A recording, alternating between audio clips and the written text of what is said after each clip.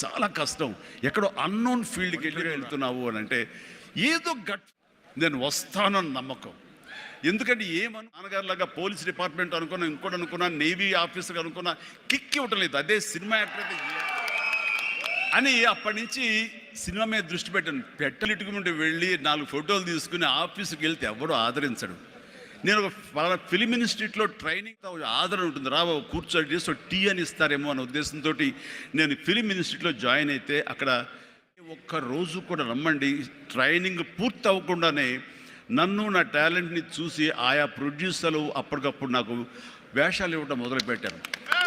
నా ఆడిషన్స్కి వెళ్ళలేదు నేను, బట్ ఒకటే ధ్యేయం ఎస్ అని.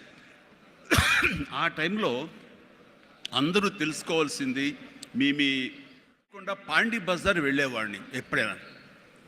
అక్కడ వెస్టర్న్ ఇంట్రెస్ట్ నుండి డిస్గస్టెడ్ పీపుల్ ఫ్రస్ట్రేట్ అయ్యేవాడిని. నేను అక్కడికి వెళ్ళేవాడిని. కొంతమంది కలిసి ఏంటి కొత్తగా వచ్చావా, ఏం చేస్తున్నావు, సినిమాల వేషం ట్రై చేస్తానని, ఇంకా ఇన్స్టిట్యూట్లో ట్రైనింగ్ అవుతున్నాను.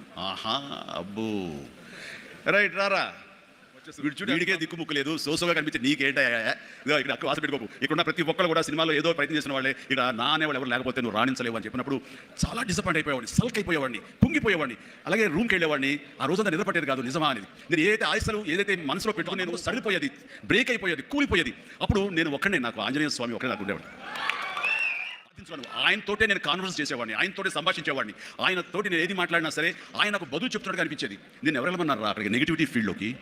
నీకు పాజిటివ్ కావాలి, ఎక్కడైతే నీకు పాజిటివిటీ ఉంటుందో నీ పాజిటివ్ ఫీలింగ్ని నీ ఏమి అది ఎన్హాన్స్ చేస్తుంది, స్ట్రెంగ్తన్ చేస్తుంది. అక్కడికి వెళ్ళు, అది గట్టి పడేంత వరకు, నీకు అవకాశాలు వచ్చేంత వరకు, నువ్వు రాణించేంత వరకు నెగిటివిటీ ఫ్రస్ట్రేటెడ్ పీపుల్స్ సమక్షంలో వెళ్ళకు, నీ మీద నమ్మకం పెట్టు అని ఆ భగవంతుడు నాకు చెప్పాడు. ఏ పర్సనల్ డెవలప్మెంట్స్ కానీ, ఏ బిజినెస్ మేనేజ్మెంట్లో ఆయన చెప్పినప్పుడు ఇంట్యూషన్, అది నా అంతరాత్మే నాకు ప్రబోధించిందా లేకపోతే బయట నుంచి ఆ భగవంతుడే చెప్పాడా అది నేను అది నిర్వచించను. కానీ ఎస్ ఇక మీద అటు వెళ్ళకూడదు అని అనుకున్నాను. ఎప్పుడు ఇంతవరకు మళ్ళీ ఆ నెగిటివిటీ వైపు ఎప్పుడు ఎంటర్టైన్ చేయలేదు నేను. ఆ నమ్మకమే నాకు నిజంగా నాలో బలమైంది.